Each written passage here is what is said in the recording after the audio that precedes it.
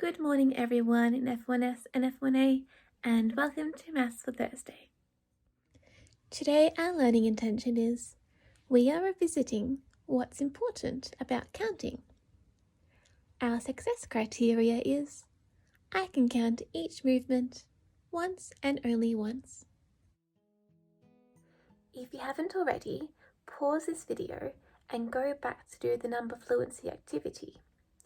The reason why we do number fluency activities is to get our brains ready for maths. Now, before we start our maths lesson today, I thought I'd show you some videos of me counting. I went for a little walk yesterday and found lots of different things outside that I could count. I've got some rocks here, and looking at them, I'm going to make an estimate. I think there's about 10. Let's check. 1, 2,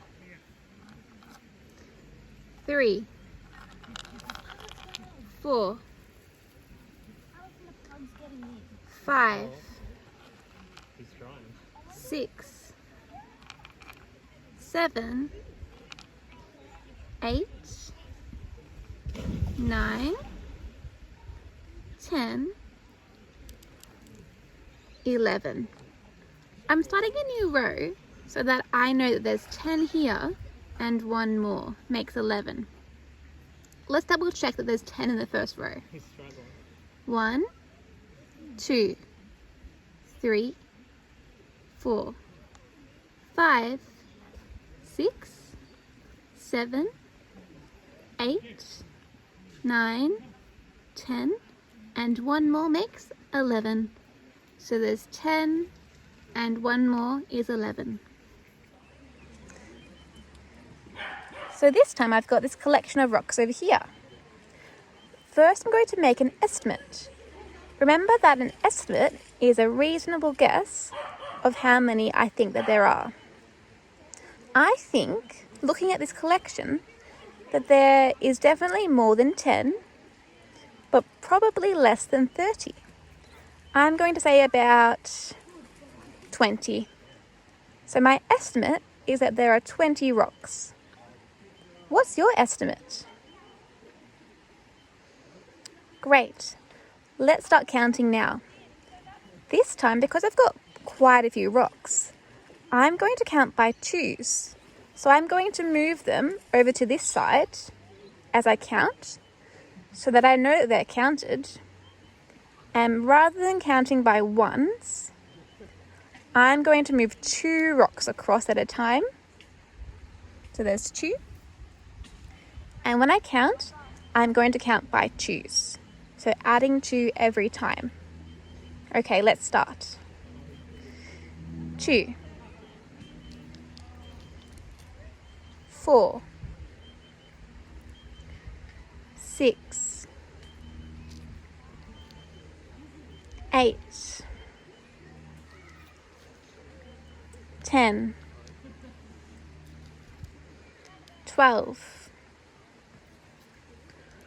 14, 16,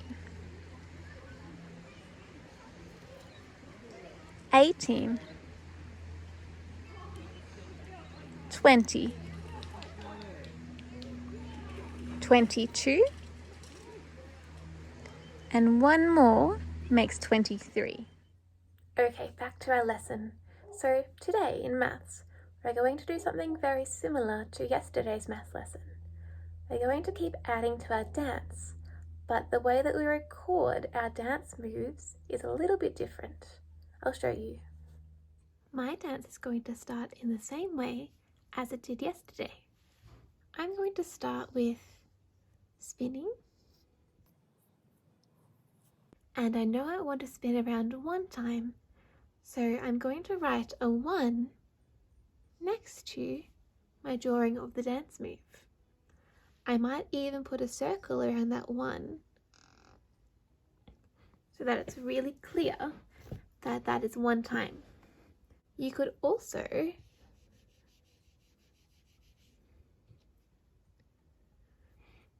write the number underneath the dance move. I might do that way today. My next move was clapping my hands. So I'll draw a picture of me clapping my hands. Now, yesterday I drew that picture again, so I had 4 of them. But today, I'm just going to write the number 4 underneath that picture. That way I know I'm doing that move 4 times. The next move was putting one hand near my hip and the other hand up in the air. I did that one 2 times. So I'll write a 2 underneath. After that, I did it again, but on the opposite side. So this arm goes in the air and that arm goes down. And that was also 2 times. That was the end of my dance yesterday. I'm going to add some more dance moves to my dance today. The next dance move I'm going to add is the snorkel. It's quite a fun dance move. You pretend that you've got a snorkel and that you're in the ocean. I want to do the snorkel 2 times. So I'm going to write a 2 underneath that dance move. After the snorkel, I want to raise my arms up into the air. So here's a picture of that dance move. Here are the hands, and I'm going to draw an arrow to show that the arms or the hands are going up into the air. I'm going to do that move just 1 time. So I'll write a 1 underneath that dance move. The next one I want to do is waving my hands up in the air.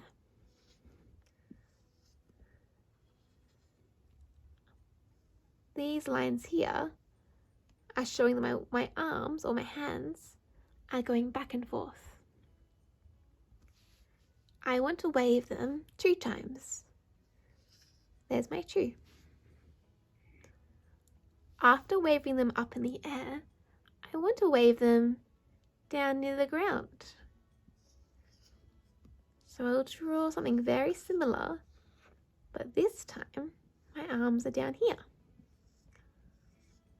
Remember that is just showing what my arms are doing.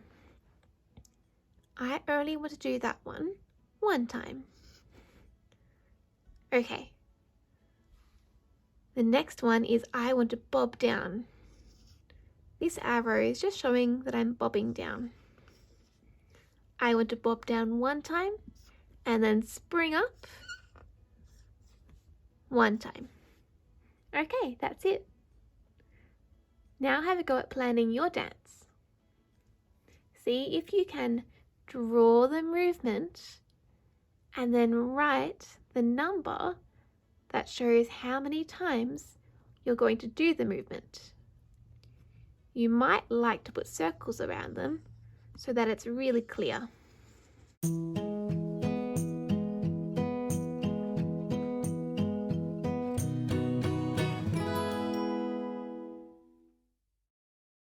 After you have finished planning your dance, put some music on and have a go.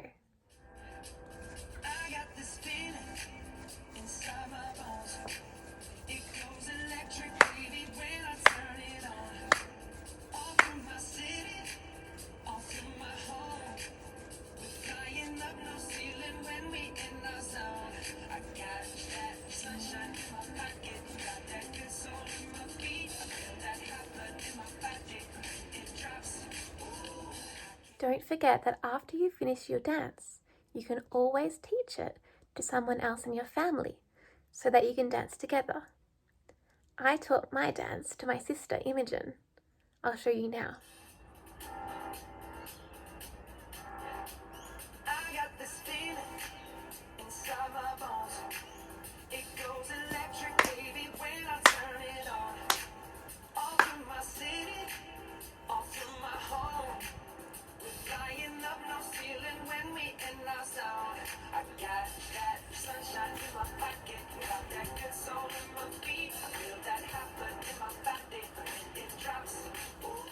I hope that you have lots of fun dancing today, F1A and F1S.